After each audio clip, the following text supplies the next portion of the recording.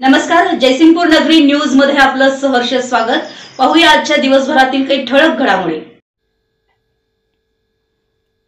सांगलीतून काँग्रेसला मिळाला 100वा खासदार। अखेर काँग्रेसचा देशातील खासदारांचा आकडा 2 अंकीवरून 3 अंकीवर पोहोचलाय। माजी मुख्यमंत्री वसंतदादा पाटील यांचे नातू आणि सांगलीतील काँग्रेसचे बंडखोर खासदार विशाल प्रकाश बाबू पाटील यांनी काँग्रेसला आपला पाठिंबा जाहीर केलाय। त्यांच्यासोबत माजी मंत्री व आमदार विश्वजित कदम हे पाठिंब्याचं पत्र सुपूर्द करण्यासाठी उपस्थित होते। नंतर या सर्वांनी पक्षाचे नेते सोनिया गांधी आणि राहुल गांधी यांची भेट घेऊन पुढील वाटचालीची चर्चा केली।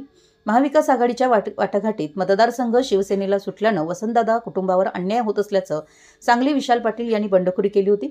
निवडून आल्यानंतर आता काँग्रेसनं त्यांना स्वीकारल्याचं स्पष्ट झाले। निवडून आल्यानंतर विशाल पाटील यांना घेऊन आपण दिल्लीला काँग्रेस नेत्यांना भेटवण्यासाठी रवाना होणार असल्याचं विश्वजित कदम यांनी कार्यकर्त्यांजवळ बोलून त्यांचा उत्साह वाढवला होता। त्यानुसार विशाल पाटील यांना घेऊन विश्वजित कदम हे दिल्लीला दाखल झाले।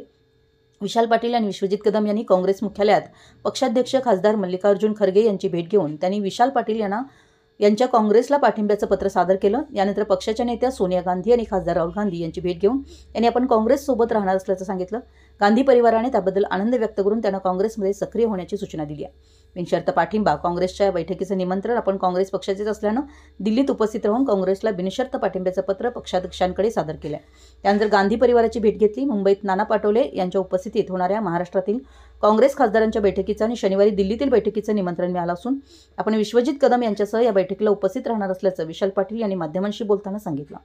दरम्यान सांगली लोकसभा मतदारसंघाचे नूतन खासदार श्री विशालदादा पाटील प्रचंड मताने निवडून आल्याबद्दल सहकार महर्षी उद्यान पंडित श्री गणपतरावदादा पाटील यांच्या शुभ हस्ते श्री दत्त साखर कारखाना कार्यस्थळी त्यांचा सत्कार करण्यात आला।